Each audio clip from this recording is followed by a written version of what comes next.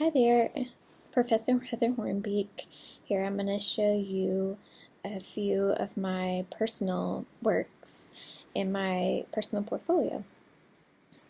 This first one is actually from quite a long time ago. It is a CD cover for a worship, kind of similar to Asbury's Worship Collective band. So at the time when I made this, I was really into Photoshop stamps. So if you go into Photoshop, you can actually purchase, or you can actually download for free, these really fun stamps that are loaded as brushes in Photoshop. If you just Google Photoshop brushes, you'll find all of these options, which they say they're brushes, but they're really like stamps. So I loved playing with these, and then I masked all of the stamps within a circle. So I had a show with the theme was race and skin color. This is the very last one of the series of 5. So the process is really simple. I actually took some pictures of some friends of mine that had different skin colors and different ethnicities, and I even blended in, some of my friends who had Asian ethnicity, and you can see how, if you saw all of them, you could see how their skin color is very similar. So the whole conversation was around how we view people based on their skin color, but really it's just color. And then I thought it would be fun to create these colorblind looking charts. And there's nothing really to see in there. I just wanted to create this look of color blindness and talk about that. And I showcased this in Tennessee, in an area that has a lot of racial tension, and no one wanted to come because it's just a conversation nobody really knows how to have, which I was fine with. But I showed this work in Los Angeles, which everybody wanted to talk about it there. But I just wanted to kind of start that conversation and, kind of put myself out there with that. This is just an abstract work using the concept of time. So all of these are photographs that I took outside my window, and from 6 a.m. to 1 a.m. So in the morning to at night. And I think at the time I had some very young children that got up really early, whether I wanted to get up or not. And so, I got up and then went back to bed.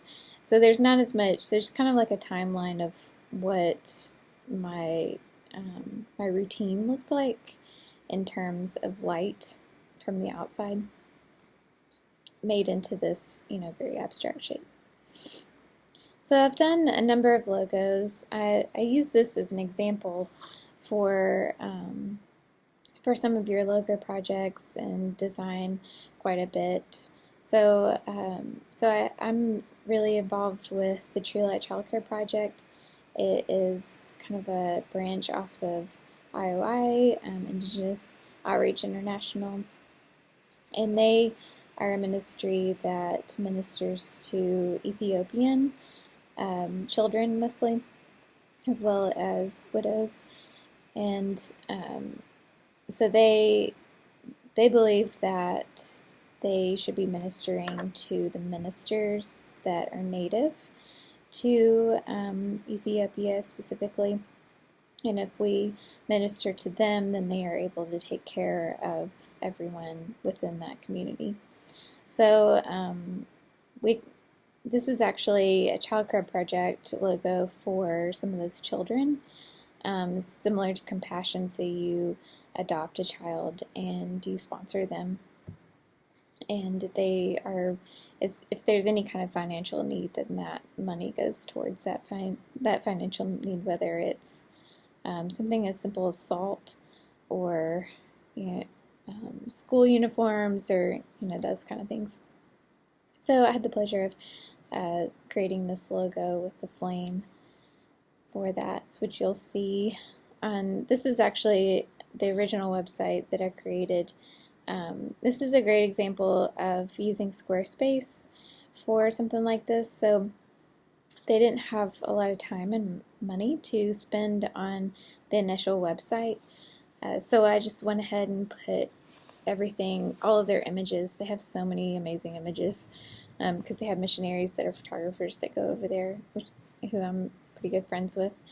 And so I just threw this up for them, and it was really, really helpful for them because they had sponsors who wanted to know what was going on with their kids that they were sponsoring and knowing what's going on with the ministers there. And so it was just kind of a quick thing that I did for them. And if you look at, if you search it now, you can see how it's changed into what, it's a little bit more into what they really need it to be, and they've branched into doing some other campaigns, like they create ornaments and raise support for food supplies and that kind of thing.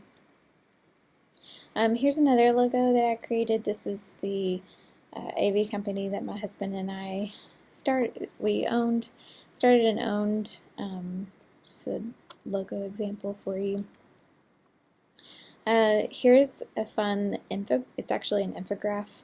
So this visual represents how many choices we have when we go to Starbucks.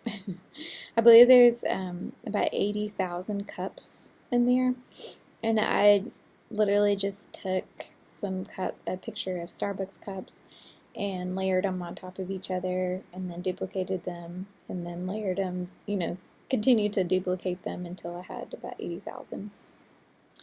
So, and the whole idea, I had a series of things like this that represented how much choice we have now and how many options we have. And I particularly love options, but sometimes it gets a little bit like, there's so many options, I don't know which one to pick, kind of thing. So going into Starbucks can create anxiety for people because there's too many choices.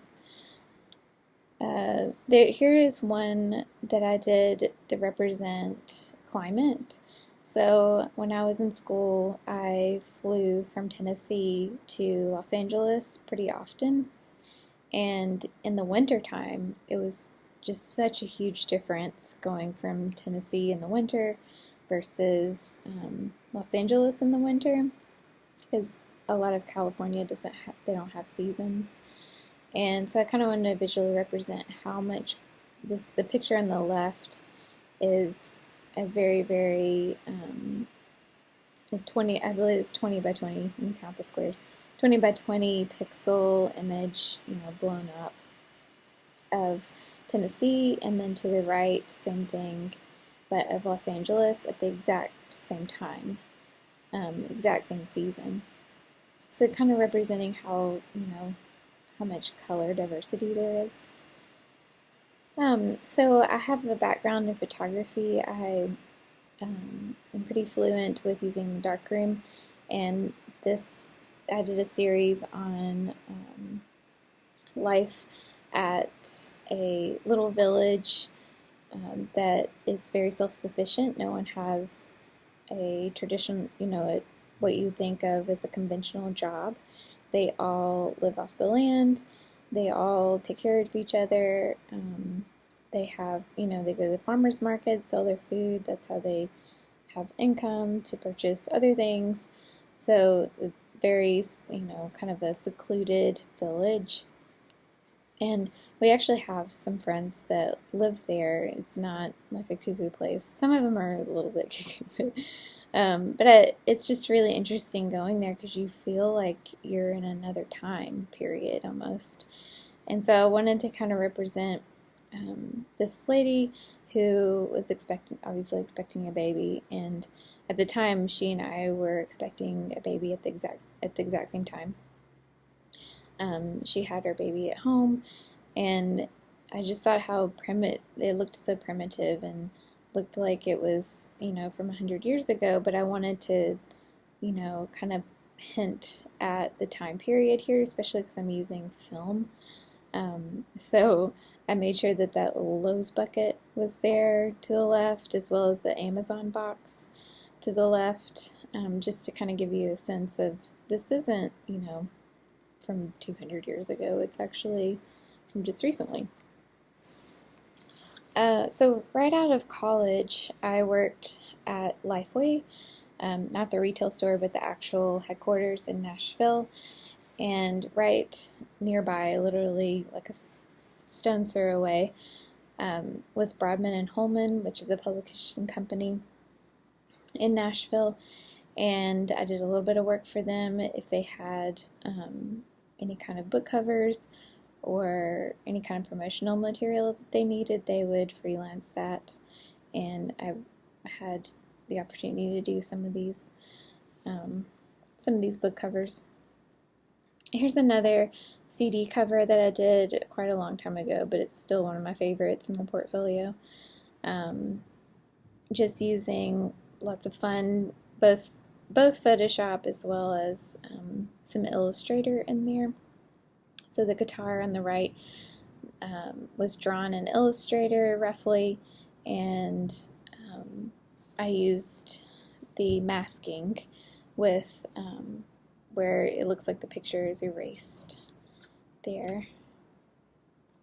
So I also had a series when I was working at Union of, it was about outer space, obviously. And so one of my family members, my cousin, he's actually an astronaut, and he at the time had recently been to the space station and had a spacewalk.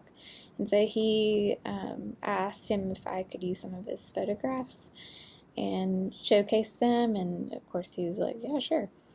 So I got those digital files and I printed them. You'll see at the top right, those are his photos, which I don't have a good close-up of his photos of the Earth, but I printed them on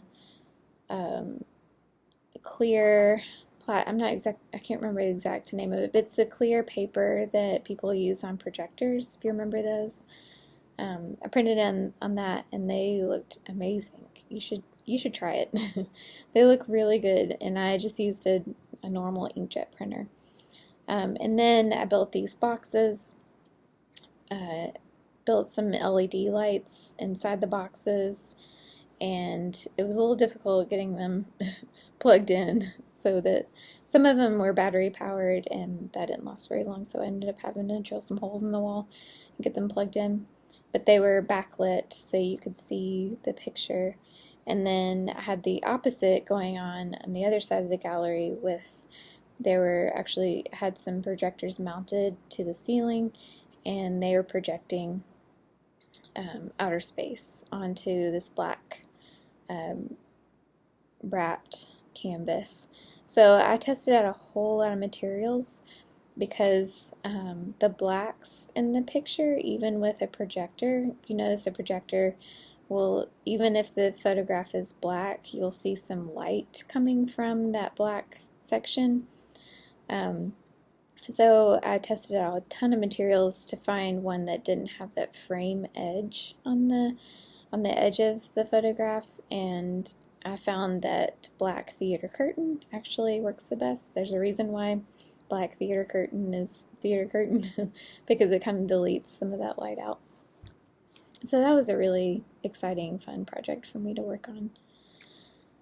I've also done a little bit of local newspaper layout design. You can see here, this particular issue, it was it Earth Day? I think Earth Day is in April, and so this is a very quick project. They kind of needed it right away, and so I wanted to be true to copyright law, and I wanted to have my own photograph representing the Earth, but I didn't have a whole lot of time to work on it. So what I did was I took a photograph of the Earth, and then I manipulated it into Photoshop so much so that, you couldn't really, it wasn't recognizable as far as the original. So there's this nice illustration, And to the right, I laid out this is the back of the newspaper. I took that photograph of this couple that was really just their inspiring story. He specifically, he was not supposed to live as long as he has been alive. He's only supposed to live till he was like 14, I believe. And now he's married and has 2 children and has 2 degrees. I think he has his PhD. Very smart man, and they travel around and tell their story, and just a really great, just really, really generous, sweet people. So one thing with my background, my education is in fine arts, and I had a lot of shows where there were multiple people in them. So this particular poster I created called Camouflage, and we all worked together to create a group show on that theme. Here's an example of that paper that I mentioned. I got really into printing everything on that paper because it just looked so good. So I had some photographs that I had taken and projected them on the wall. These are just 2 perspectives of what that looked like in the gallery. I've also done a whole lot of, I love materials, like using weird materials, like printing on notebook paper and on fabric, and I got really into glitter for a while. For like 3 years, I had glitter in my carpet, pink glitter. So you can see the really bright pink to the right. That's just 2 pieces of plexiglass with glitter in the middle. And this was actually pretty early on when I was like, I don't know what I want to do. I'm just going to do everything. And then hung it in the gallery space. And then I've also done quite a bit of, kind of abstract photography in some of my travels. Here's just 2 comparisons of, a similar posture. So that's just a few things in my portfolio that maybe more on the fine arts side of things. And everyone's portfolio looks different. It really tells, what kind of work they've done and who they are and what they want to showcase. And I just want you all to be able to showcase what you believe really represents you. So when you are first starting out, you'll want to probably have a lot of diversity in your portfolio because you never know what kind of opportunity will come up. But if you do have some specific goals for yourself, make sure that those specific goals really show up in your portfolio. So for example, if you know you really want to be a script writer, then having as much, writing that involves film as possible and having as much experience as possible, whether it's just being a scriptee or co-writing with someone. It's really, if that's part of your goals, you want to hone in and be really specific about showcasing some of that and having a lot of practice and showing that practice in your portfolio. But my portfolio has really served me well. It really visually shows what I can do and what kind of style I use. Even if it's just graphic design work, it's really helped me really prove myself and prove that I can do some big projects on time and get them done on time and do them really well.